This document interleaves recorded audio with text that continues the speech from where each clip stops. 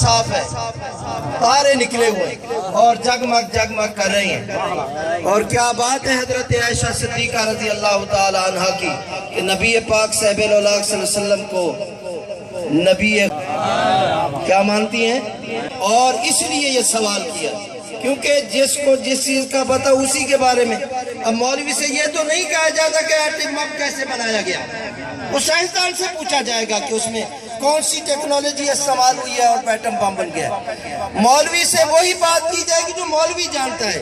اور حضرت عائشہ صدیقہ رضی اللہ تعالی عنہ آپ کے اور میرے نبی صلی اللہ علیہ وسلم سے سوال کر رہی ہیں، یا رسول اللہ صلی اللہ علیہ وسلم آپ کا کوئی ایسا بھی غلام ہے جس کی جو نیکیاں ہیں آسمان کے ستاروں کے برابر؟